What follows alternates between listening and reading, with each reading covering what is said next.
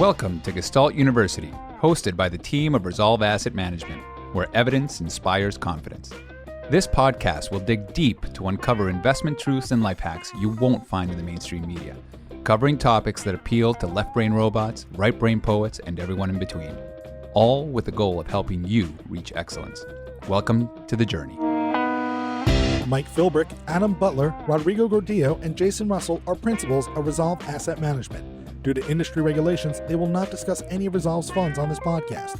All opinions expressed by the principals are solely their own opinion and do not express the opinion of Resolve Asset Management. This podcast is for information purposes only and should not be relied upon as a basis for investment decisions. For more information, visit investresolve.com. Hello and welcome to the Gestalt U podcast, brought to you by Resolve Asset Management. And today's special guest is none other than Ben Hunt, primary author and editor and founder of the Epsilon Theory content portal. And in this podcast, which I think is quite a departure from our usual discussions on the Gestalt U podcast series, we're going to get into the nitty-gritty of how Ben Hunt thinks about the world from his vantage point with a background in applied statistics and game theory and the narrative machine. And obviously, Ben is a prolific writer and approaches his views on the world from an acute angle relative to how I think most of us digest media and internalize the ongoing narrative that we are fed. And I think it's really important to be able to go behind the headlines to grasp the underlying motives of the primarily public relations entities that are behind most of the messaging that we all digest from day to day. And so we wander in a variety of different directions, but with a constant theme of what the dominant motivation is for the people who are currently in charge and making decisions and have the most to lose from a political climate and a market climate that veers away from the current paradigm, how investors should think about the risks given the current equilibrium and the potential for disequilibrium, and just a better framework for how to think about markets and building a more resilient portfolio. This is a longer session than usual, but I think it's worth it. So without further ado, I bring you Ben Hunt. Please enjoy.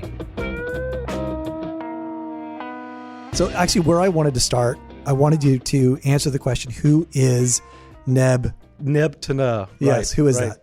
You know, I was in one of my kind of funks because I write a lot about narrative and how narratives impact all of our lives and how we have to take back our distance and how we have to really look for this stuff and not get caught up in the machinations of, what we call in game theory, the missionaries, the people who shake their finger at us and tell us how to think about the world. So I write a lot about that, but the truth is we're all hardwired to respond to this stuff. And so frequently I find myself getting sucked in. I'll start writing off some angry tweet. I'll react. It's usually a reaction of anger because so much of and that's intentional in a lot of the what we call missionary statements that are out there. They're not all intended to try to, in fact, very few of them are intended to convince you of something. The goal is to create this emotional engagement, either of, I'll call it adulation, celebrity. Oh my God, someone famous thinks like me. I love that person. Or what I like to call a rage engagement, where it's all very intentional. And I find myself getting sucked into that. I was trying to step back from this and think, what has become of me and the way I interact with the world?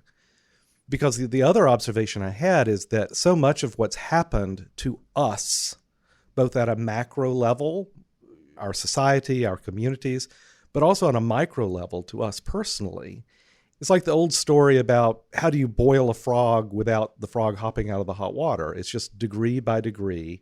And then over a period of time, you look at it and you go, oh my God, we frogs are in boiling water.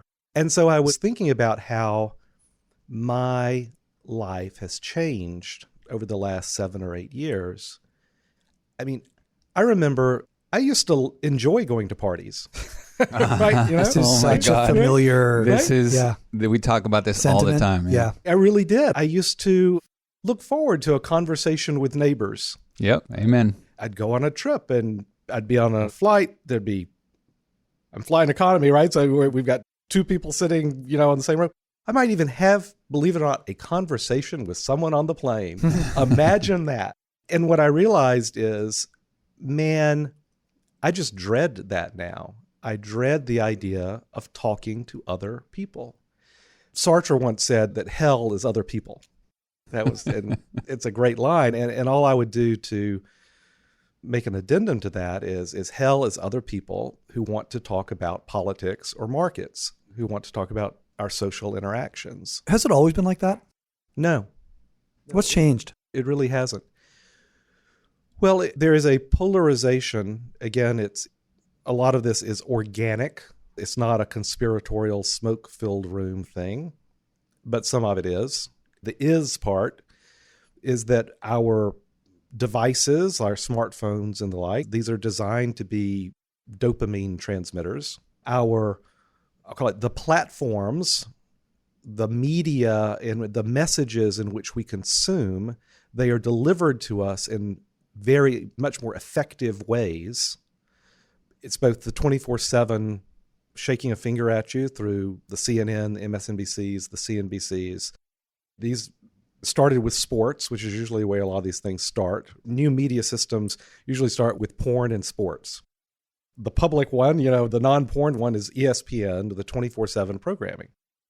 And so what do you do if you have a 24/7 programming? You have to invent the programming to fill the time. Mm-hmm. And that's what we have everywhere today, 24/7, I'll call it dopamine transmission, little zaps of sports now, but business, and here I'm doing air quotes, news, world, air quote, news, political news. It is intentional. It is a business model. And it's changed the conversation. It's changed the way we interact Absolutely. with each other, engage with each other. There is no utility. There's no utility like there used to be utility when you had, was it Brokaw? Who was the Brokaw? voice? The voice of America that came on at night for 30, Walter 40 years. Cronkite. Walter Cronkite, that's it. It's a Peruvian. I Right, yeah. don't know a lot of stuff. He used to run the narrative based on a 24-hour time period where they could gather data, assess it, figure out what's actually going on, and then communicate the American values. And possibly there's more utility to that narrative than there can be in a 24-hour network where you have to fill in the time. And when you are trying to win eyeballs, is it winning eyeballs through dopamine, which is another utility for the network rather than the utility for society? Well, here's the distinction I'd make. You ask, has it always been this way? What has always been this way is that, again, I'm not saying this as it is kind of a bad thing, right? I was going to say it's neither good nor bad, it just is. But what it is that institutions of power, political institutions, corporate institutions, they want to promote and instill a certain message. In a sense, it was easier in the Cronkite age. This is the old line about Lyndon Johnson, that he lost his chance at winning a re-election when he lost Cronkite over the Vietnam War. And that once he lost Cronkite, he lost America. So there was a more, I'll say, hierarchical and clear delineation of how messages would be transmitted to us, the people. But what is different today is it's more fragmented. There's not a single voice. It's not people just tuning in to the network news at 6:30 or whatever. It's more fragmented now. There are many more voices. But those voices now, because of the form and the function in which they give us the information, again, 24/7, designed to be snippet effective on our dopamine receptors, the messaging is much more effective and influential. And the messaging, again, is designed not to convince, not to have a conversation. It's not a two-way messaging system, right? It's a one-way messaging system where the business model is satisfied through either the adulation engagement, the celebrity engagement, or the rage engagement. So because the business model is satisfied this way, and by business model I mean both a political business model, the Democratic Party couldn't survive without Trump being in office. And the Republican Party couldn't survive without Pelosi and the Democrats. You have to have that enemy. The system works so well to encourage this sort of polarization. And what is really troubling to me, to get back to the neb to nub, my name backwards, is that this business model and social model now, I'll say, trickles down. It impacts us on the micro scale. It impacts us in our own minds, in our conversations with ourselves. It impacts us in our conversations with the people who are most important to us in our lives, our families. And it's a polarization both at a national scale. The parties are farther apart than they've ever been.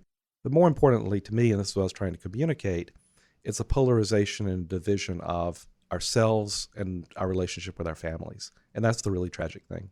It separates us as we become more insular as a survival mechanism. It also means that we become less connected emotionally to the broader community, whether that's at the neighborhood level or at the municipal level or at the state level or at the country level or at the global level. It becomes an about me instead of about us. So tell me a little bit about the mission of Epsilon Theory and how you're trying to communicate a more hopeful message about that. Before I talk about what I think we can do to repair the damage that's been done, let me give you another historical example of when the same process happens and the path I think we're on. Because this is something that has happened in the world before. It's different today. It's always a little different because particularly the role of technology, that's an arrow that goes up and to the right and it makes things different. And why I think what we're experiencing today is much more accelerated in its time frame and the way it's impacting us. There's this wonderful play. I was mentioning Sartre earlier. I'll mention Ionesco today. He wrote this play called Rhinoceros. And it's about a Central European town. He grew up in, Romania, between World War I and World War II, leading up to World War II. And the play is about something that another great writer and thinker, Hannah Arendt, called the banality of evil. That was her famous phrase. She got that from watching the Nuremberg trials, the war trials after World War II. The banality of evil, that the evil people who perpetuated the final solution and the genocide, they were nebbishes, they were bureaucrats, they weren't these towering heroic figures, they were just these banal evil men. And the play Rhinoceros is about how all of a sudden people in the town start turning into rhinoceroses. It's the theater of the absurd, they call it. And it's a rhinoceros, of course. More and more people just turn into rhinoceroses and they start rampaging through the town. The first people to turn into rhinoceroses are the kind of goons of the town, kind of right-wing authoritarian types in the town. But pretty soon it's just people just start turning into rhinoceroses.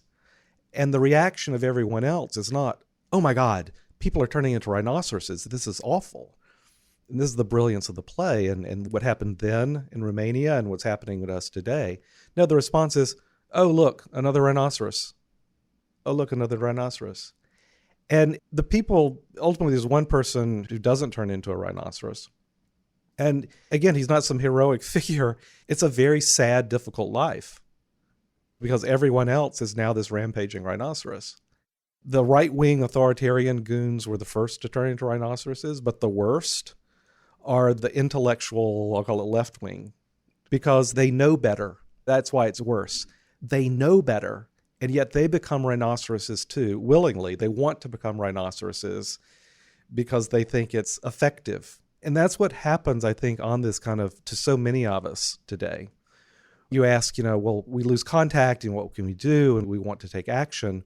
I think we so frequently can lose our souls. And I have no better word for it than that. We lose our souls when we become rhinoceroses because we think that, oh, well, I've got to adopt these mechanisms of power. I've got to become a rampaging authoritarian rhinoceros also because I want to get my guy elected.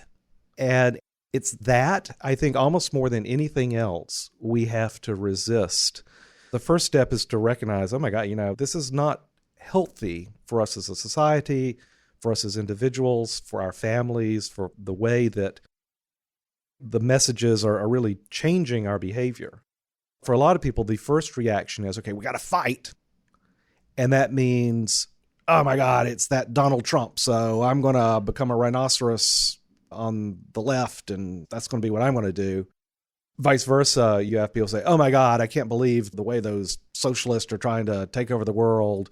It's MAGA all the time for me, baby. I'm going to get on that train. These are two forms of rhinocerosnesses, right? And I get it. And this is what one of the things I was trying to write about when I was writing about this alter ego of mine, Neb to Na. I feel it. I get angry. I get drawn in by this. But we've got to take back our distance of mind, our distance of heart from the people who, they're not our family. One of the big things that really bugs me of modern society is companies trying to portray themselves as your family. They're not. Your family's your family. Your pack, I like to call it, the people who should mean something to you and you mean something to them, are people who treat you in a non-instrumental fashion. Corporations, any company, treats you in an instrumental fashion. As in, you're an instrument to serve their objective function. You are a means to an end. Yeah, you are a means to an end. Right. The core thing, and this goes back in every religion, every secular philosophy that's worth an ounce, is that at its core, we should treat people not as a means to an end, but an end in themselves. And we should expect that to be reciprocated. This is do unto others as others would do unto you. This is Aristotle. What is the good life? It is living a life with, he called it a magnanimous life, a great heart. And what he meant by that was to have great-hearted friends, people who saw you not as a means to an end, but as an end in itself. And you treat them the same way. It's a really simple message. It's a message that's thousands of years old.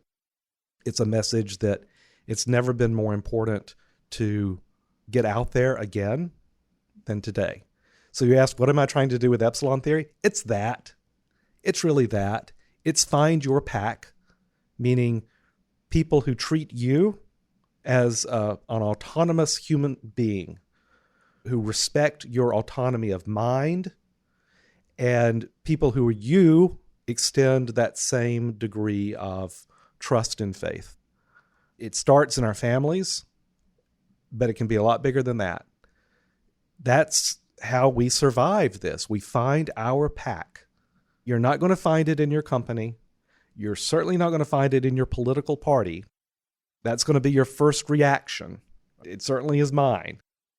But that ain't where you're going to find it. It takes hard work, but it's the only thing that can protect us here is to find your pack.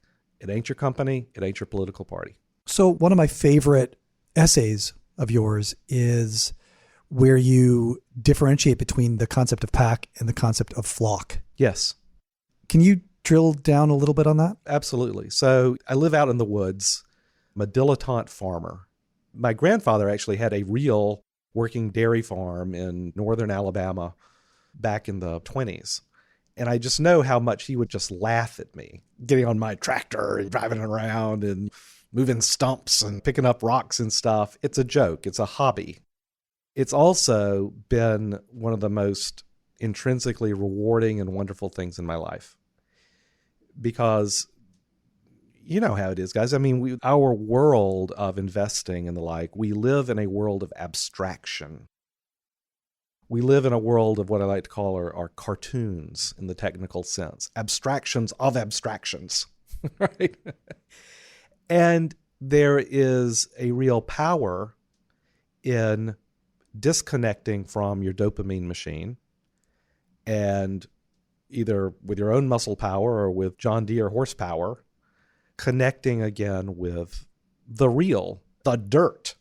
And life on this hobby farm, and look, it's a series of both choices and being fortunate to be able to do this, but we can all disconnect from the dopamine devices and try to connect with the real.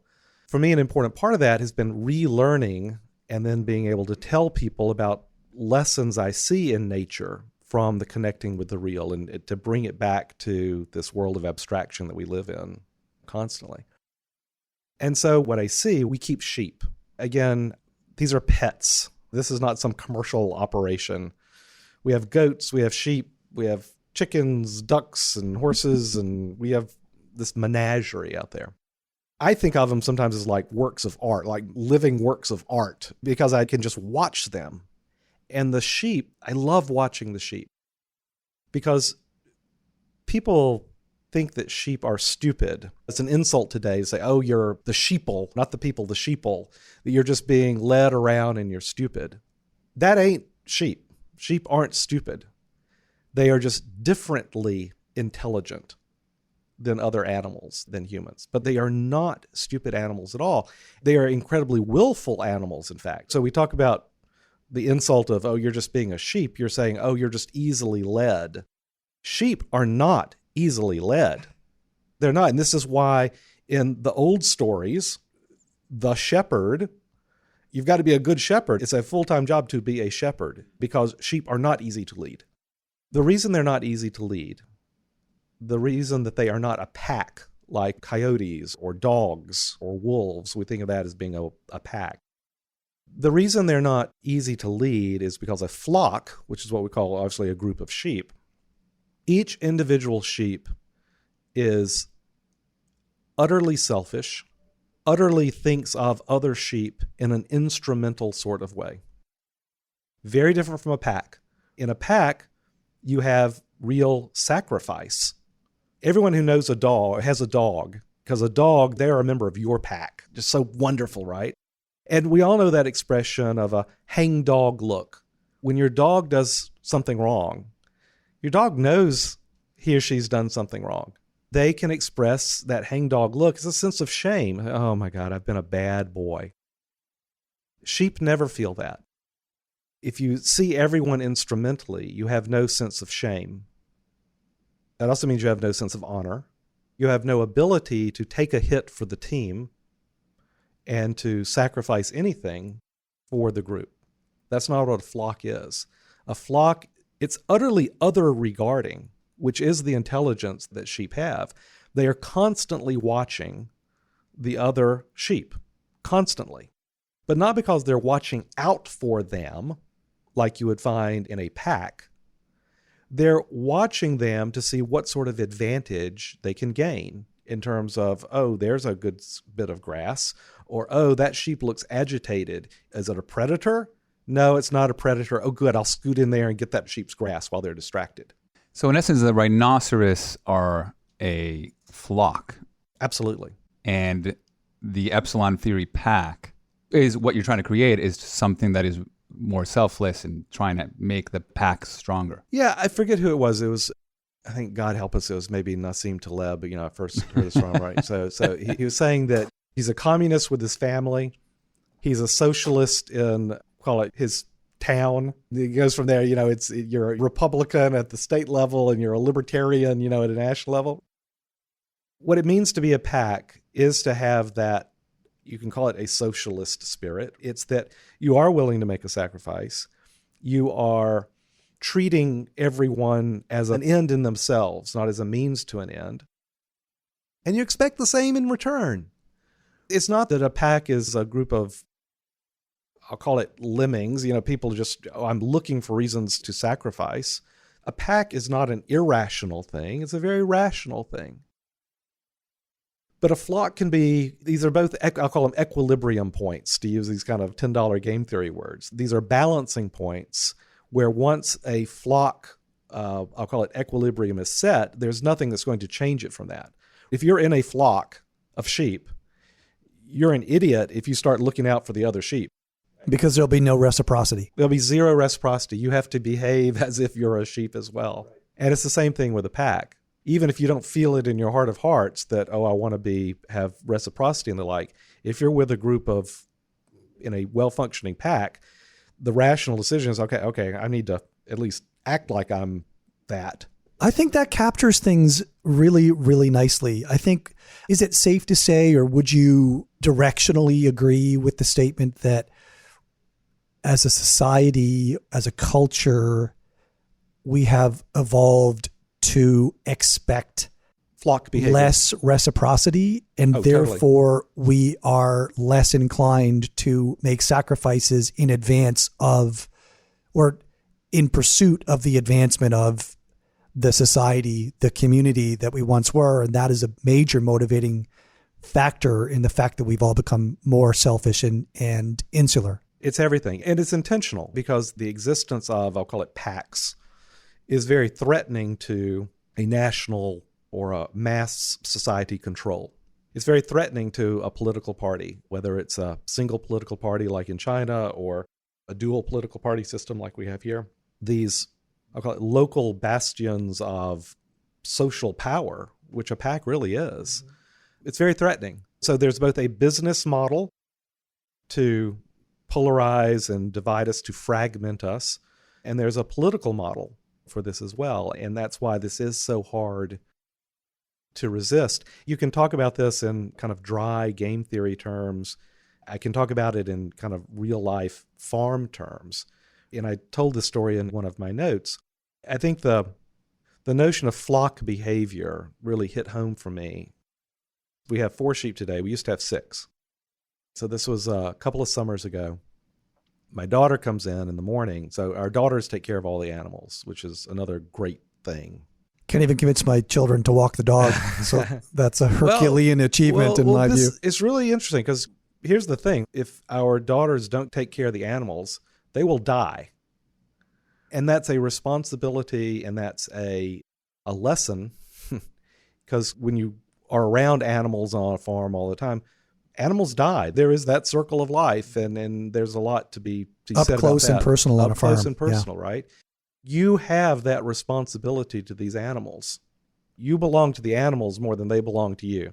And learning that has just been, I can't describe how powerful and important that lesson is for just instilling this understanding of what a pack is and the responsibilities we have. But she comes in one morning and she says, "Oh my God, Dad, you got to come out and help me."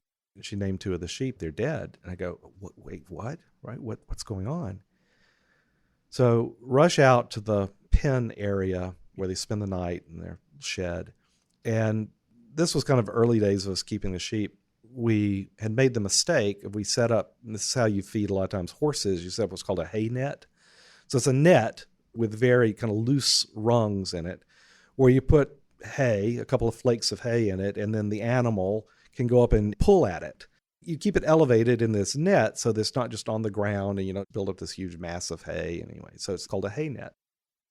Well, 2 of the sheep had figured out, oh, I can get more of the hay because we've got the 6 sheep competing at the hay net by wriggling my head inside one of these loose rungs of the net.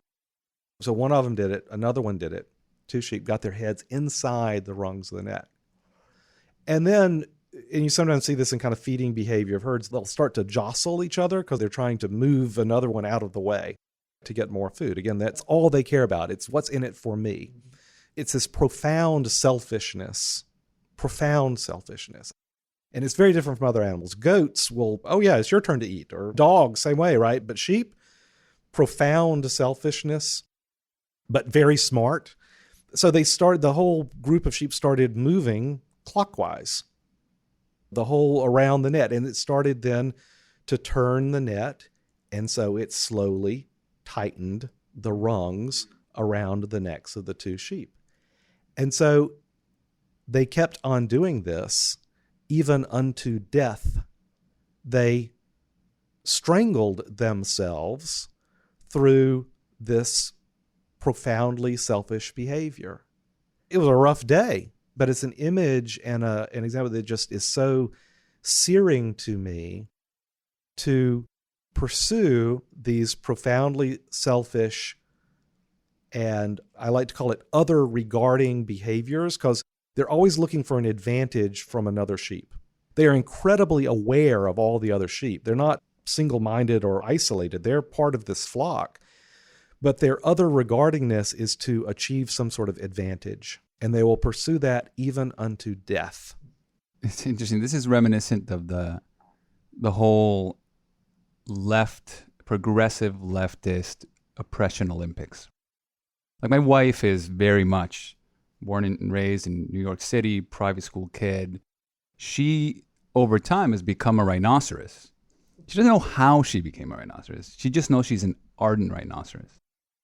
And what that means is that if you are not a rhinoceros as well in talking about the rhinoceros narrative, you're immediately an enemy, which is something I actually want to ask you. How do you, because she sees me as my own rhinoceros on the other side.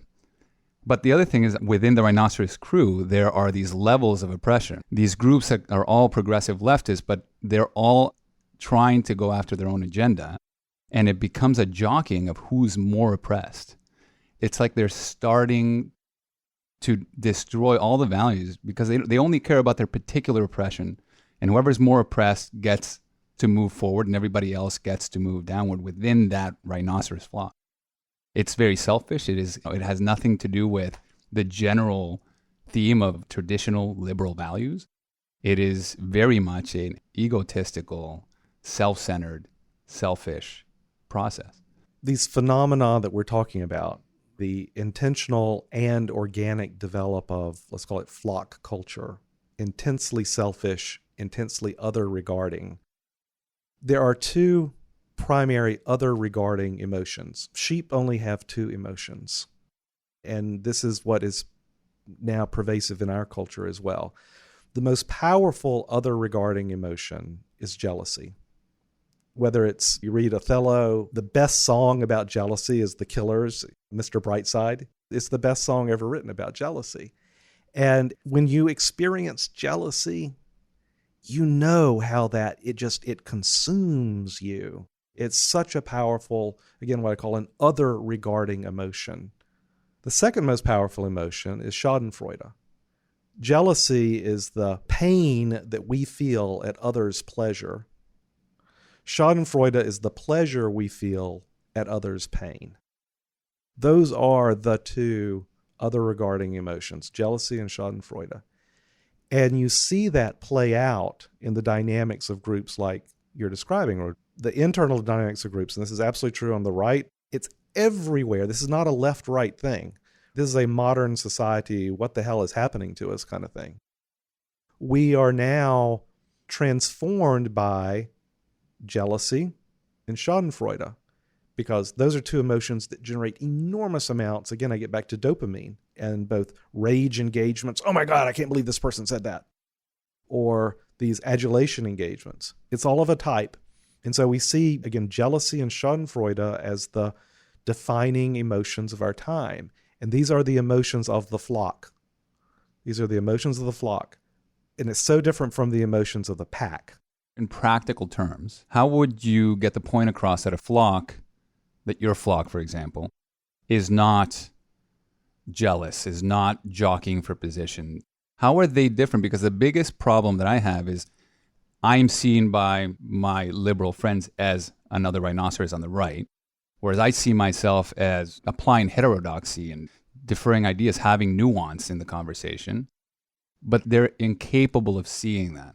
They see me as the same thing, just with different values. So I tell you exactly what you have to do, what one must do, both to bridge the gap and to strengthen, I'll call it pack behavior in your own group. And you're not going to like this answer. The answer is you have to forgive, and you have to take the first hit, and you have to keep taking a hit. You have to take the L. So how does that play out? I'll tell you exactly how it plays out. There's this long, and this kind of gets into, I hate to say that my dissertation, one of my books, is about game theory. Because I hate to say, oh, it's game theory. It's become such a trite phrase today. Because idiots say it's game theory. I hide it, but I have to talk a little bit about game theory right now, right? Because what game theory is strategic interaction. What game theory is, we're familiar with these kind of two-person games like Prisoner's Dilemma. It's the source of every police procedural show on television. We're familiar with the game of chicken because it's in movies so much of the time. And, it's Kevin Bacon driving his tractor, the other guy driving his tractor. But is that a Footloose reference? That is a Footloose reference. It is indeed. Yeah. So I'm dating myself, right? Yeah. Before me, it would have been, my dad's generation would have been Rebel Without a Cause. The most important games, though, are the games of how groups interact. And you can model what does it take to change group behavior. Because we were talking about this earlier. Even if, I'll call it a full-hearted, magnanimous person, and you find yourself in a world of sheep with flock behavior, it is irrational to behave like a full-hearted, magnanimous person because you're just going to get eaten up and tossed out. You're not going to survive. There has to be a critical mass of full-hearted, magnanimous people. It's kind of like we're seeing with the spread of coronavirus. You have to set up a cluster of people who you interact with on a regular basis who will treat you as you're treating them in a non-instrumental way. If you can create a cluster, there are advantages to being in that cluster, actual advantages over the sheep, the mass of sheep that are in the flock. Your cluster will begin to grow. Your cluster will absolutely begin to grow. And you can demonstrate this they do these real world tournaments where you have groups of people and you devise strategies for how you're interacting with them. You can model this in different simulated environments and the like. But the way to change things, and it's the only way to change things, is to create these clusters of pack-behaving people within the larger environment of the flock environment that we all live in. And to find your pack, there's a very simple strategy to do that, and it's called tit for tat, which means you're not going to be an idiot if you're among a lot of sheep and they're sheep and they have no desire to ever change from being a sheep. You're going to open yourself up, say, hey, wolf over here, I'm looking for pack members. And so you're going to take a loss. You're going to leave yourself open to being smacked by the sheep. You're leaving yourself open to taking the sucker payoff in the interaction with this potential wolf or potential sheep. Once they prove themselves to be a sheep, right? Once they smack you once you take the L in that one-on-one relationship with that person, it's harsh, maybe not, you write them off. They're not going to be part of your pack. But then you go to the next person. You leave yourself open, vulnerable to taking a loss. Whatever that means in the relationship we're talking about. It can be economic, and more usually it's a loss in the heart. But this is what you do, because you will find other people who will not take advantage of your openness, your willingness to take a loss, but they will say, no, I'm going to cooperate with you. I'm going to leave myself open for a loss to you. And once you do that, once you start finding those people to be in your pack, watch how that cluster starts to grow. It really is like the spread of a disease, except in a good disease.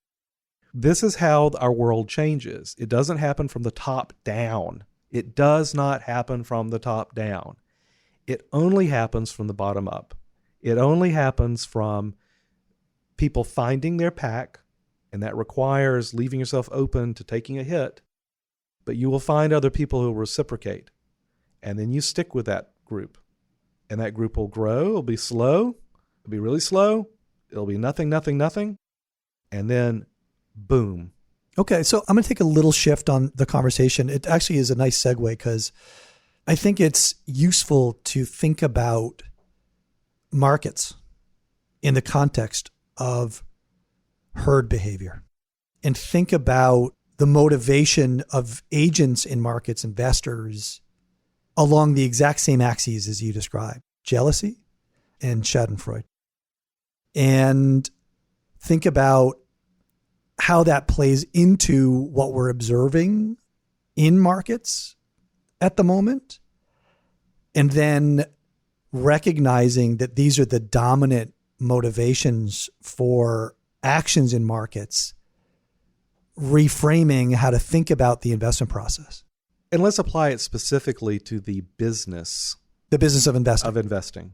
Because, and you guys know this really well, we've all lived this, is that the hardest time for an asset manager or a portfolio manager, somebody who's responsible for other people's money, OPM, the hardest time you have from a business perspective is not when, oh my God, the market's down and we're all down. The hardest time is when you're not up as much as the market is. That's the hardest time. 100% yes. That's the hardest time. Is that relative, that underperformance. This is jealousy and schadenfreude. Because your client is looking around and saying, oh, you made me 10%. Yeah, but wasn't the S&P up 20% last year? What the hell, guys? What are you doing? What are you doing? My neighbor over there, he's got his Robinhood app, and, he did a lot better than I did with you guys managing my money. How about that? This is what pervades our business. And again, in so many ways, big ways, little ways. We were at dinner last night, and we were talking about if you're an active manager, you can't take a big position in the big companies like Apple or a Microsoft or a Google. What story are you going to tell your investors? Oh yeah, I really like Apple. I've got some edge on understanding Apple. No, you take these smaller companies, and as it turns out, those companies are actually the ones that are really expensive on any metric you want to take. So it makes it just even more difficult for you to outperform. But our whole business, particularly the business, not just the business of active management, systematic management is the same way. The business of managing other people's money is on this foundation of jealousy and schadenfreude. And it makes it so freaking hard. And so in the same way that in our personal lives, you have to find your pack, the most important thing in the business of managing other people's money is to find your pack in your clients. Amen. Yeah. I've lived and died by that. Yep. Right? When I started in the business, quantitative asset management, I would put together a case of maximum diversification, asset allocation, dynamic, tactical, all these reasons why you should have that, eliminate the negative 50% drawdowns and so on. And a short time into it, I started getting that jealousy and schadenfreude. I said I can do one of two things. I could toe the line or I could fire him. And for whatever reason, I decided to go down the firing path. And in fact, when I started new conversations, I would say, this is how I do things. If you complain about it once, I'm going to fire you. And what ended up happening is I didn't grow as quickly, but I have fantastic clients that never bother me. And I think it's so unique. I just don't see, in the wealth management space, it's always about doing what the client's asking you to do. It tends to be about client servicing, and it's the client's a unique snowflake, whatever it needs, rather than here are my values, here's how I want to live my life, here's how I think I'm going to do best for you. And it's almost like a parent-child relationship where, look, I have the expertise here. I'm going to walk you through this, and you're going to come with me as a pack. You're going to understand what I'm doing, or you're not. And that has led to an awesome business. But it's not the norm. It's a really difficult thing to do because you do grow slower. You do get into frustration as to why they didn't join the pack. How can you not join the pack? It's so obviously better. And it's particularly hard to grow that sort of business today because we live in a world where scale, it's stultifying. I mean, it's crazy, this world where if you don't have scale, it's so freaking hard to grow. Forget about growing, just to survive, because you're just being squeezed in every possible direction. You're being squeezed by your clients, even if they're believers. You're being squeezed on the market side. You're being squeezed everywhere. And the response to that, the rational, again, business model response to that, is to go from being a squeezee to a squeezer, and you achieve that through massive scale.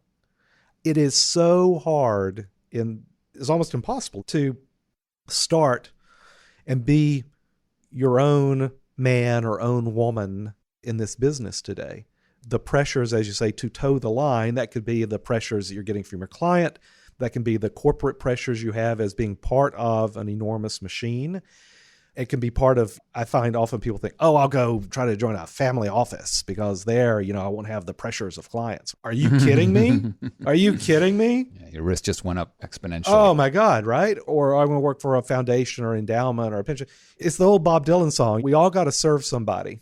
And the important thing is that the people you serve, frankly, be in your pack, that you don't have this instrumental relationship. And I find that a very difficult, if not impossible thing to achieve within the modern high scale behemoth financial world that we have today. I can't recommend to my own kids that they go into this business. I just can't. No, I mean, you have to be obsessed with an insatiable curiosity about complex systems. And you really do have to be a special kind of personality to want to go into this business now. Yes, with special in air quotes there. Yeah, right? yeah, exactly. Yeah. Yes, it's so right. I wanted to continue sort of nudging in the direction of kind of investment conversation. I'm interested in the fact that you sort of started writing what was ostensibly an investment blog. And you spent a great deal of your career working in investments. And I always found, because I started reading your material pretty well right off the bat when you started writing it. And I found very often that I would read through an article and you'd be making these terrific points. You'd be setting up this incredible framework of how to think about markets and think about the problem, but you wouldn't close a loop. And I think probably that was deliberate because I think you didn't want to be prescriptive. So I'm going to do the uncomfortable thing. I'm going to ask you to try and close the loop. And I want to anchor on, and I'm trying to remember the exact term, but you used the words, I think, profound agnosticism, which really resonated with me. And I felt like you could have gone one step further there. And I'd love to know if you were pressed, what would that step be? There are different ways. I'll describe kind of what I mean by this concept of profound agnosticism. And it's not as simple as it sounds just to say, oh, yeah, you're really agnostic. You're really not predictive. You're really agnostic about stuff. Profound agnosticism means not just that I don't know the answer, but that I believe it is impossible to get the answer with a capital T and a capital A. It's not just difficult. It is impossible. And I've got different ways of approaching that. I wrote this note called the three-body problem, which is this famous problem in geometry. And by the way, just to press pause on that. Yeah. I assume because you wrote that missive around the time when the three-body problem trilogy was emerging into sort of sci-fi culture. Assume you read that trilogy. Favorite, certainly the best set of books I've read in the last 20 years. So parenthetically, there needs to be an entire other podcast about how I share the exact same feeling about that trilogy and would love to sidebar on that for quite a while. So just as a recommendation, you don't even need to be into sci-fi, but I highly recommend that book series to virtually anyone. So I'm going to mispronounce his name. Kai-Shin Liu? Kai-Shin Liu, right? That's how you pronounce it. It's the Kai-Shin part I don't know how to pronounce. Yeah, I'm probably wrong too. But what's amazing about, first of all, it's the translation from the original Chinese to English is wonderful. For me, it was so helpful in understanding and getting a glimpse and a window, frankly, into China today. There is a perspective that you find from reading the works of someone from another country, another culture. Our shared touch point is the plot, the science fiction plot here, which is brilliant and deep and revelatory in so many ways that we can do in a whole nother podcast. And because it's written from this distinct Chinese perspective, that's another aspect of value to this trilogy that I think often goes unappreciated. So yes, there's that trilogy. It's this old mathematics problem, but at the core of the science fiction problem posed in the trilogy, at the core of this what's called the three-body problem that Henri Poincaré first set out in the 1800s, is that there are certain, I'll call it problems, certain questions, let's put it that way, certain questions you might have about the physical universe that you would think, oh, there's an app for that, right? There's an algorithm for that. There's a formula. Obviously, there must be a formula that gives me the answer to these very simple questions I might have against, frankly, very simple physical systems, like three objects orbiting in space, where I know everything about them. I know their mass, I know their position, I know their speed, I know their velocity, I know their vectors, I know everything about those three bodies. And yet, there is no formula, there is no algorithm. No analytical solution. There's no closed form solution Exactly, yeah. that I can say, okay, at some time t in the future, tell me the position of those three bodies. It does not exist. Now, and this is the profound agnosticism part in what's really is a kind of a head-wrapping exercise. We can't predict. There is no closed form solution. We can observe. We can calculate. It's hard for me. So the way that humans, the reason I got into investing and playing the game of markets, as I like to describe, was, I'm going to come up with the answer. I'm going to come up with that closed form solution so I can make a shitload of money. And I think that's what motivates so many of what I like to call us coyotes, to use another animal reference, where we're kind of too clever by half. But that's what drives the world, man. It's the drive and the innovation and to solve the problem. To solve the problem, right? And what Poincaré is saying is, well, actually, no, there is no answer. What we can do, and I get people who send me, because you get the three-body problem sometimes comes up in articles, in papers and journals and stuff. And people are saying, aha, this article, the headline says three-body problem solved. You look at it, no, what it is it's a better computer system for calculating the future states of these three bodies. Probabilistically, and frankly, you can get it within a margin of error, right, that's incredibly small and the like. This is what massive computing processing power can do. It can observe and we can simulate the world. And there's so many implications of this, of, again, what I'm calling about profound agnosticism, where it's not even that it's difficult to get the answer. The answer does not exist. And I think the most important way, at least for me, in which has changed my view of the markets and how to think about investing, is that we have, again, embedded us with, as human beings, this model of the market as what I like to call a clockwork, what Ray Dalio calls a machine. That is our mental model of what the market is. And I will tell you that is false. That mental model that we think of it as a clockwork, the gears, the parts, if X, then Y, that is a mental model of the closed form solution. I'll give you another model, a model we don't think about, but I think is absolutely the model that's correct for markets. The market is a bonfire. The market is a bonfire. The hardest thing in computer games was always like, how do you generate waves, right? Or how do you generate fire or water? Because they're both fluids. And they're emergent. They're emergent. There is no formula for a fire, but you can calculate a fire. And again, it's that switch is thinking about, okay, it's not a formula, but it is a calculation. That's what massive... It's a simulation, really. It's absolutely a simulation. You're walking it forward step by step because you don't know what the future is until you walk it forward. What is the purpose for the supercomputers, the most biggest and fastest supercomputers in the world? The purpose, they're built by the Department of Energy. Why? They are built to simulate nuclear bomb explosions. That has been the driving purpose, not just in the United States, but for the development of the biggest and best supercomputers, to simulate nuclear explosions, to simulate fire.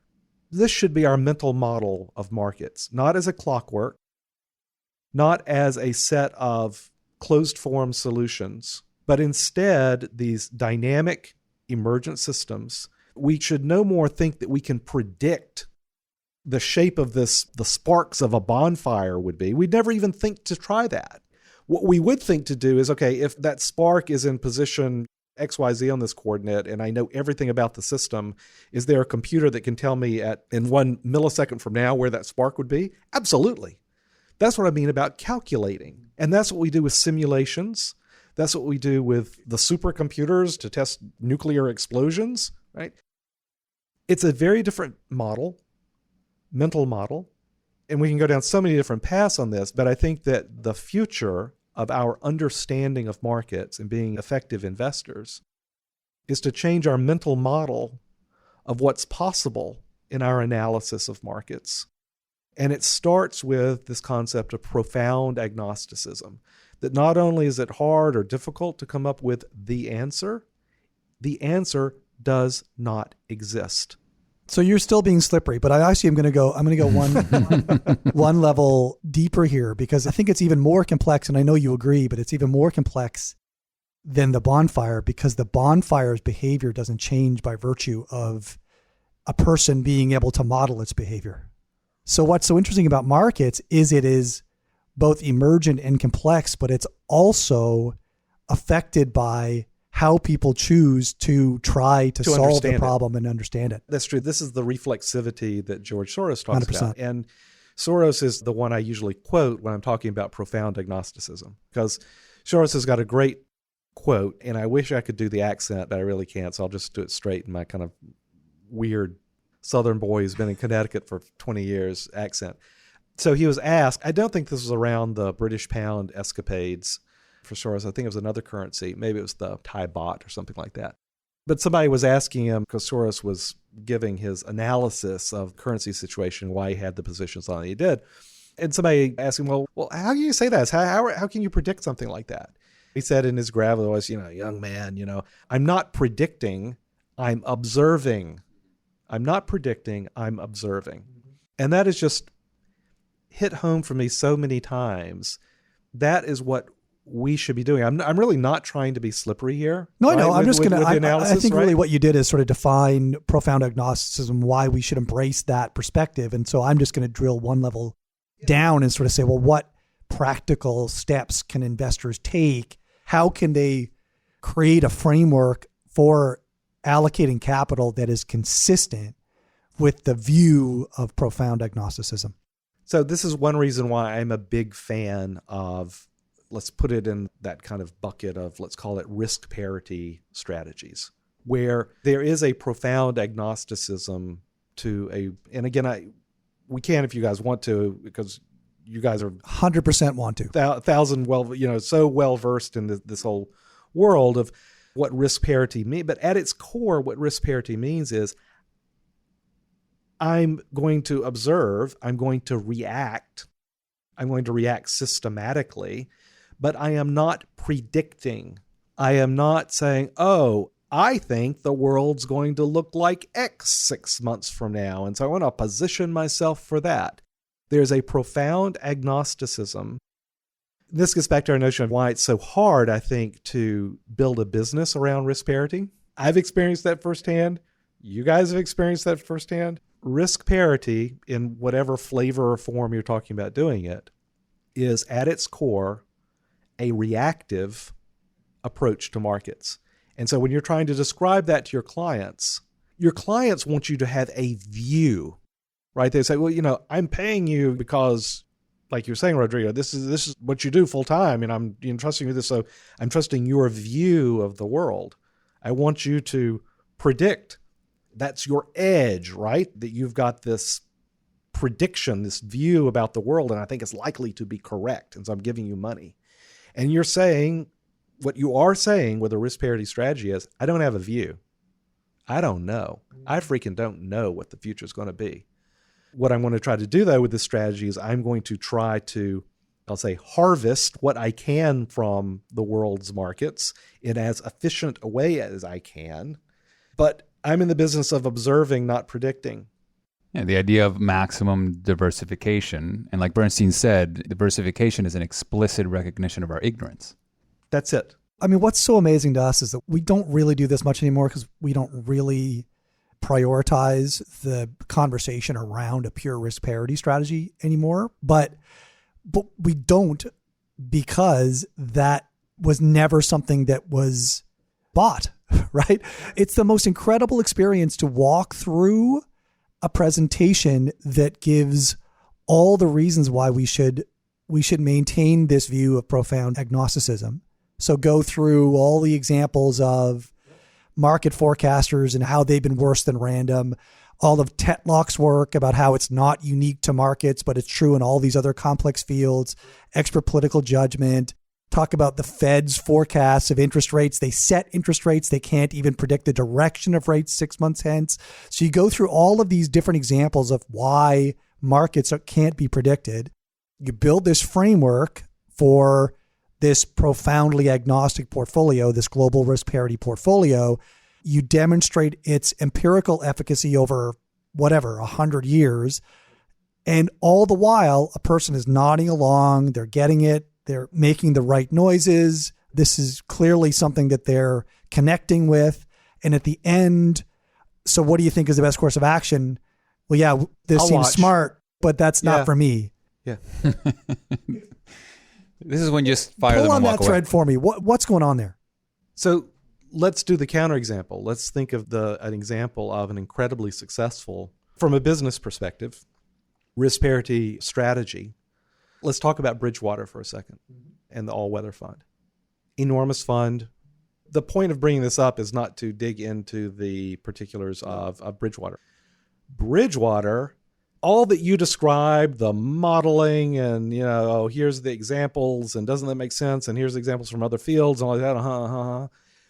That's not why institutions put money with Bridgewater, is it? Right? No, it's no one ever got fired for buying IBM. Well, I think it's actually even more than that, because there is, I'm going to call it, again, a mythology. And I don't mean to say that this is false. I mean mythology in the technical sense. There's a narrative, there's a story, there's a mythology around Bridgewater. There's an origin story for Bridgewater, with Ray sitting in his apartment and writing his daily observations. There's the mythology of, oh my God, it's these market monks who are the smartest people in the world. The mythology around Bridgewater is that it's the biggest and they're the smartest, which is a little different from IBM, right? IBM was the biggest and they were the behemoth, but the mythology around IBM was never, oh my God, these are the ninja monk warriors of brilliance. I'll have to take your word for it. Yep. Yeah, okay. Right. I know they certainly aren't now. Yes. I wonder if they were in the 60s, but anyways, yeah. No. They were just the behemoth. There is this mythology around Bridgewater, and that's why it works for them. There's a mythology around AQR, frankly, let's call it for that. Our business, again, is what story are you telling to your clients, and what gives them that warm and fuzzy feeling that you are the person to give their money to, because you've told them, I don't have a view. You've told them, I'm not a wizard. And yet, Bridgewater and AQR are based on the notion that there's a wizard, But there's also the reality that they are not selling extreme agnosticism or yeah. They're selling, they're slipping in their active and charging a ton of money and saying, hey, you can do the risk parity thing, but risk parity plus my genius is where it's at. And that's what AQR has done. That's what everybody needs to do to thrive. And even AQR has, we've spoken to the guys at AQR, the worst selling product is risk parity. Oh, absolutely it is. Right? And yet all the principles, that's their core holding. Yeah, well, certainly the origin story of Ray Dalio and All Weather was, when I die, I trust nobody to manage my money actively. And therefore, what is the most agnostic way to manage where nobody can screw it up? And it comes down to risk parity. But ultimately, to run a business, it needs to be tied into this idea that there's a machine that can be solved. Mm-hmm. I think I may have mentioned this to you guys before. I used to be this kind of weak form narrativist where I thought that, narratives are important, right? But it's really, whether it's the fundamentals of the security of a company and the market, or whether it's the fundamentals of my business plan that matters. Then I became a semi-strong narrativist, meaning that, these narratives are kind of these stories and origin stories are a lot more important than I thought they were. And they go on for a really long time. But I still think that ultimately it's the merits of my strategy, the empirical evidence I can show. Honest to God, I've now become a strong form narrativist to say that if it doesn't exist in story, it doesn't exist, not in our real world. And I go back and forth on, what does one do about that? Fortunately, I think you guys are living proof of this, is that to have a life that is self-sustaining, and I mean that in both an economic sense and I'll call it philosophical sense, but I mean that an emotional sense, self-sustaining. It is possible to construct that and to find your pack, right, of people who believe in your story, because there's a meta level to this. So presenting the empiricism, the research, and being so transparent about here's what we do, that is in itself a story. It's not appealing. It doesn't have the mass appeal of the wizard story that Dalio used that people crave. But it is a story, and you will find your pack, and you, again, can make a business that is both self-sustaining economically and emotionally. It will not, however, it will never, ever, never scale to a really big thing. And if that's what you need for fulfillment, then you got to find a different path. In this business throughout the last 10 years, one of the biggest frustrations I see from asset managers is this idea that the markets are rigged. You just can't make money looking at fundamentals, which is the way it should be. Mm-hmm. And yet they continue to bang their heads against the wall trying to find that quality company that has all the right numbers, that is going to get them. Someday it's going to end. But I think what you've accomplished, and I want to actually talk about the clustering. Yeah, sure. I think you've been able to cross that chasm to the other side, becoming a strong foreign narrativist, where it's not about whether it's right or wrong that the market's rigged. It's what you can do even though the market is rigged by following those narratives and trying to find solutions to that three-body problem that you can observe and react to. And so instead of looking at company fundamentals, you're now having to follow the fiat news, right? And see what's... So here's the way I like to think about it. So I understand why, I'm not picking on Ray Dalio, but I understand both the appeal of this model of the economic machine and thinking of markets as a clockwork. I understand why that's such an attractive mental model for us to have. I also understand why it's been successful, because in most periods of time, most circumstances, it works. It works. The connection or the analog I'd like to draw is between Newtonian physics and Einsteinian physics. Newtonian physics is essentially a model of the universe, of physics, that is a clockwork. That is Newtonian physics. And under almost all real-world circumstances, it works. I'll give you another example. My avatar on Twitter is Ptolemy, the most famously wrong, misguided scientist of all time, right? So it's kind of my wink at this stuff. But the fact is that if your need is to sail your ship from Ostia to Piraeus on the Mediterranean in 300 AD, Newtonian mechanics will do a really good job with that. Newtonian mechanics will do just fine, and Ptolemaic astronomy will do just fine. Just fine. His understanding and theory of why it worked was totally wrong, but it got you from point A to point B. Got you from point A to point B, right? To bring it forward to, okay, well, what did Einstein do? Well, he said, well, actually, in, I'll call it kind of edge cases, like when you get close to the speed of light, Newtonian physics, right out the window. If you're on a starship, you're trying to understand the world and you're mired in your clockwork analogy and your Newtonian physics, it ain't going to work for you. It just ain't going to work for you. And so that's what I like to think of my view of, again, I'm going to call it narrative world, the stories we tell. And what I mean by being a strong form narrativist, where it's all story all the time, is that most times the story world, which is kind of encompassing of clockwork world, most of the time Einsteinian physics doesn't come into play. But everything that is in Newtonian physics is incorporated in Einsteinian physics, and it also explains what's going on when you get into these really bizarro times, right? Extreme cases. We're in one of those extreme cases. We've been in one of those extreme cases since the great financial crisis and the policy reactions to that. It's not that Newtonian physics is wrong, ever. It's never wrong. It's whether it's more or less useful. And this model of markets as a clockwork, this mental model we have at the market, and not just the mental model, the actual investment models that we have are not very useful in these conditions that we're in. So what I'm trying to do in my research is to say, look, there is a layer above and beyond the clockwork model. And we now have tools to both visualize and measure that story world, narrative world, whatever you want to call it, the translation between us as investment professionals and the real world is always this layer of story and how it's being presented to us.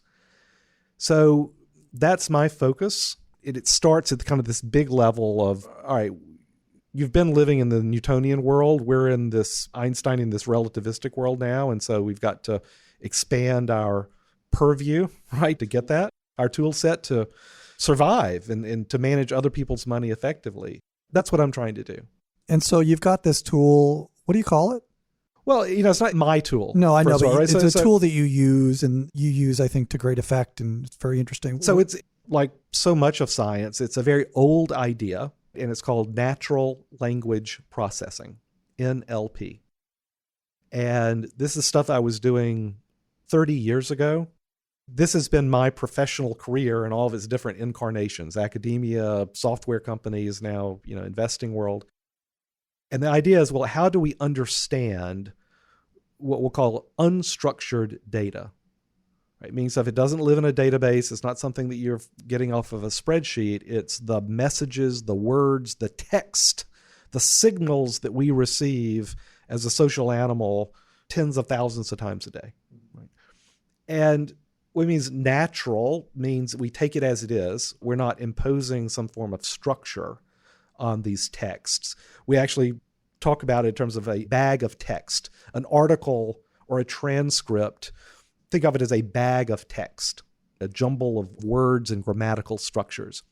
And what we want to do is we want to compare the words and grammatical structures of one bag of text with the words and grammatical structures of lots of other bags of text.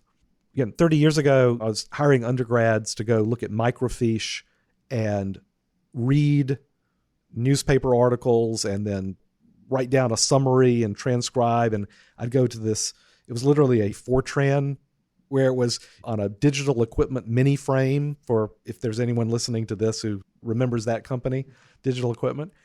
Two things have changed to revolutionize this approach to understanding unstructured data. The first is, I'll call it big data. So now it's not sending in undergrads to read microfiche. You can literally, you tap into the Dow Jones feed, you tap into the LexisNexis feed. It's all there. All of it is just there. Tens of thousands of bags of text every day. The second, but actually the more important thing that's changed is not big data, but what I'll call big compute. So the ability to plug into the wall and get as much processing power as I want from AWS, from Azure, to apply tens of thousands of microprocessors to a problem and in exactly the same way that I plug into the wall and get electricity. That's been the biggest change, because what you have to understand is that natural language processing is not AI. It's not machine learning. It is brute force mathematical comparisons of words and grammatical structures. I think there's a case to make that it's a form of unsupervised learning, especially the way that you use it for the clusters that you build and that sort of thing. But you can apply kind of layers of that on top of it. I'll say particularly in the interpretation and to design, I'll call it kind of an executive topology almost of the narrative. Well, what you might want to do, because you're not predicting, you're calculating and observing. And this is the way that I think that most effective AI programs work. So the AI program that wins Go tournaments is not one single massive superhuman brain. That's not how it works. You have an executive function module. You have the short-term calculation module or engine. You have medium term, intermediate term. So there is, particularly in that executive function module of an AI, there is supervised learning and the like that you can do to try to improve your play of the game. What I'm talking about, though, is just the engine here is a brute force. I'm comparing this word to that word. It's a factorial when you're comparing everything to everything else. So the numbers get crazy large, crazy fast. So quick example, I've got 1,000 articles. Each article has 1,000 words. That would actually be a small set to look at. That's 1,000 factorial. That's 500 billion calculations. And what's possible today, and this is what's truly revolutionary, is I can plug into the wall effectively, and I can calculate that. I'm snapping my fingers right now. It takes me about 2 seconds to compare all of those words and grammatical structures. And the output from that is a freaking enormous matrix of all the linguistic relationships between every article and every other article. And on top of that, then you apply, there's nothing new under the sun. These are old matrix algebra techniques then of essentially you're finding the shortest distance between, that's one of the major calculations you're making, is the shortest distance between those relationship connections between what we'll call the nodes of this gigantic matrix. And again, because you're able to tap into AWS or Azure, you're able to do it like that. It's a different kind of math than I think most quants are used to in markets, which is why I think we, and here I'm talking about my company, right? I think we're doing some interesting stuff because it's stuff that's been done forever, right, in matrix algebra, but it is a new thing in our world of investing. And what are you deriving? How are you using the information? Well, so the first thing to understand is that, again, it's not predictive. In and of itself, it's not. There's nothing predictive here. Sure. It is not, and this is so important, it's not an input into your regression, right? Which is why this whole approach, I think some of the smartest, most brilliant quants I know are at places like 2 Sigma or D Shaw. And they use natural language processing, but in a very different way. So if it can't generate an output that can be put into this whatever relative value model they're doing that they've regressed out to say, okay, here's what we want to do, it could be interesting, but it doesn't fit for them. It doesn't fit their business model.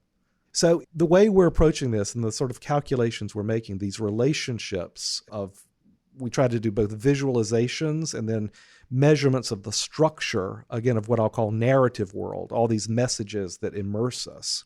It is not something that you crank through a regression model. And that I find is the biggest barrier I have when I'm talking about this with like somebody at a 2 Sigma or a Shaw, really very excellent quants and really understand this, but it's very different from how we've approached, I'll say, the quantitative exercise in the past. Where I think it is really useful, though, is in seeing the bonfire. It's in seeing the dynamics of this, because you can see these, I'll call them clusters, these related, the typical mathematical transformation you make on this is that you think about the shared linguistics as essentially the equivalent of a gravitational pull. So when I talked about shortest distance, that's another way to think about basically gravity. And so in these visualizations, you get these like star charts because they look like a galaxy with like clusters of stars here and clusters of stars there. And I like that analogy because really the intuition here is that to think about the shared linguistic characteristics as being like a gravitational pull. And like the 3-body problem in astronomy and geometry, you're not evaluating this because you're going to say, aha, I'm going to use that as an input to create my model, my clockwork model of what's happening next. I don't know what's going to happen next. I don't know what narratives are going to come up and the like, but I can tell you that I can now react. I can observe these narratives. I can tell you how these narratives impact our human behavior as investors or as voters. And then I can invest or analyze on that basis. It's a very different way of looking at it. It really is a way of thinking about the world as a bonfire where I have no chance of predicting what this fire is going, what this narrative world is going to look like a week from now. I don't know. But that doesn't mean that I can't interact with the world so much better for seeing the world as it is through this new lens and understanding how these narratives are like their own life form. We talk about memes. That's the notion of a meme, that it's like a living thing, that it propagates. It's like a virus. What we're seeing here, you think of these narrative clusters and this narrative visualization as like a microscope. We're actually able to see memes right? And we know how they impact us, and it changes your whole take on what's happening in the world. It's like suddenly I can now see ultraviolet. Okay, so I want to pull on that thread a little bit. So it's like the random walk. The best prediction of tomorrow's price is today's price. You're not predicting, you're observing, and then you're reacting. And I can recalculate based on. So I want to get into that a little bit. So is the utility of it useful intellectually so that you can have a conversation and have a narrative for your clients and know what to talk about? Or is there an investment utility of knowing what that cluster represents right now and acting on that? So what we want and what I want is to be able to say, and I think I can say this in some respects, all right, what I'm seeing here is a signal. The bridge here, when this kind of narrative is coming up and it's got this sort of life cycle, this kind of life history to it, that's going to impact investors in a certain way, and let's get in front of that. And that's absolutely possible. Absolutely possible. Because the business model of Wall Street is why we call it the sell side. The business model is to sell. And to sell, they have to construct and promote and distribute memes, ideas, stories, narratives. What's your best idea? Every active manager in the world always goes, what's your best idea? And this is what Wall Street, the business of Wall Street, is built on this.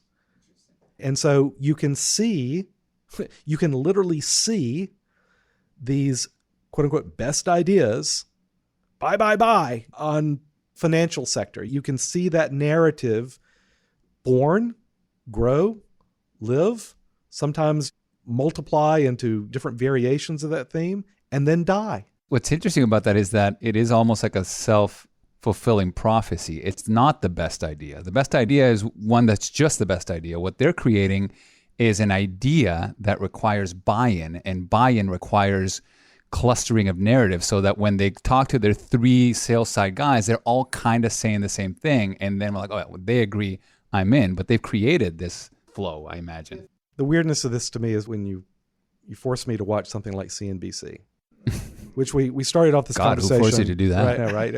I feel like it's my job. And so we started off talking about how CNBC 24/7, you have to find the programming. That's the business model. And so how do you fill that programming? By bringing in people to give their stories. And the goal of everyone who goes on CNBC is that their story becomes a narrative. Everyone that goes on CNBC has got a little snowball at the top of the hill, and they're hoping that their snowball gets picked up by others, and that ultimately it becomes a really big snowball, that it becomes a narrative. That's the business model.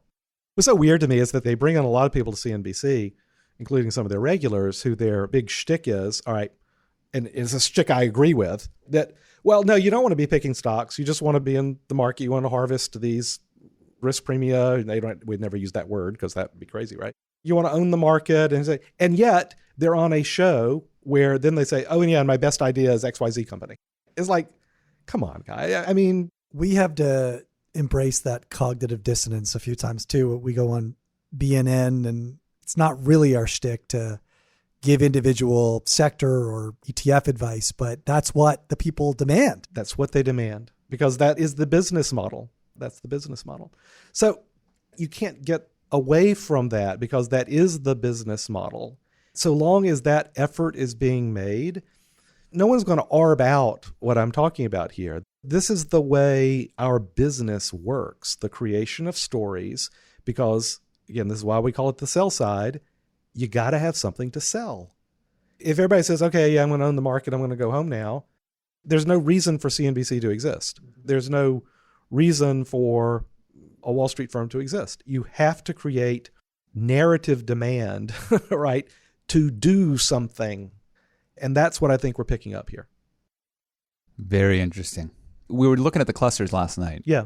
You would show us periods where these clusters of stars would be very dispersed. And one of the things you said was, in these dispersed areas where there's a very narrow set of knowledge about German nat gas trading. That was the example I was using, yeah. Where there is value of being that fundamental manager just seeking truth outside of narrative, that where actually fundamentals matter. And then this transitions into a global story that dominates all the narrative, and it's a risk on, risk off when those satellite systems become one glob of one narrative moving everything, at which point that manager that had the fundamentals, Doesn't matter. it doesn't matter. He needs to move towards, okay, well, we're in a narrative system now. Forget about the fundamentals. Let's go risk on or risk off, whatever that is. And listen, that is active management writ large for the last 10 years. That is the failure of active discretionary management. It's not that, and I'm including myself in this, I was an active discretionary manager, a long-short manager, and we didn't get dumb.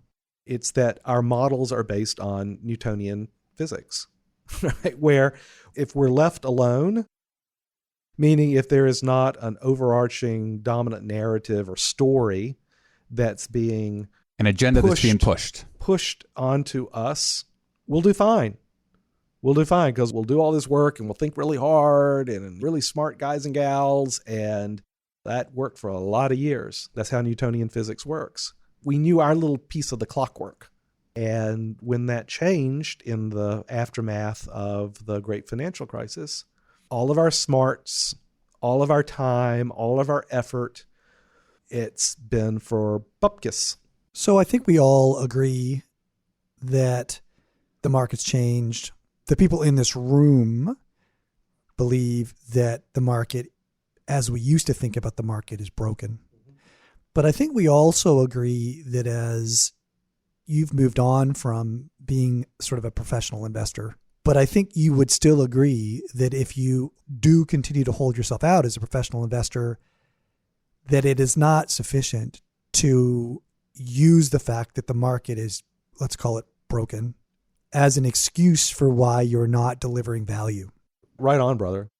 And frankly, it's the tension that so many smart people have with the market as it is, which is that I know everything there is to know about, we were talking about, Russian, I'm a nat gas trader, and I know everything there is to know about this particular market that I trade. It's not fair. It's not right that knowledge and that investment and that the smarts that I'm devoting to that, it's not fair that it doesn't matter anymore for price, but it is. So what you have to do, what one must do, is adapt or go do something else. Lots of people have gone to do something else. I've gone to do something else. It is impossible for me to reconcile what I know is necessary to be a good steward of other people's money, which is to play along with the game. That's what's required. Since I'm fortunate enough to have something else to do so that I don't have to do this, so I ain't going to do it. I fundamentally identify with that journey. I mean, I remember coming out of 2008 and having been completely immersed and obsessed with what was happening and with the fundamentals of the problem, the fundamentals of the cracks in the balance sheets of the banks, the cracks in the mortgage market, et cetera, getting a lot of those bets right. And then having the authorities step in and completely change the game. And that was a shattering experience for me. And I was really, really angry for a really long time. And just sort of going back to being no fun at dinner parties. And I remember being that guy who was saying, this is a broken system and they are now taking steps to kick the can on the broken system. And I was just incensed. And there was an existential question for me. Am I going to go do something else? And I very seriously contemplated it. And somebody recommended to me, listen, you've got a lot to say on this. You're clearly very well versed in what's happening. You should write about it. That was the motivation for me to start the blog. And it was absolutely cathartic. And what it allowed me to do is, by virtue of expression and sharing and finding a pack that way, is now I can be open to other ways of thinking, open to new ideas. Then it was, wow, I discover Philip Tetlock. I discover systematic thinking. And it opens up an entire new set of possibilities that 10 years later has led to what we've currently built, which is really fun. And I think really legitimate and is able to successfully navigate the current environment. But I had to reinvent myself to be able to do that. It was not possible for me to do it with the old framework that I was operating. Right. in. You were a Newtonian, and that process allowed you to move towards Einstein's theories.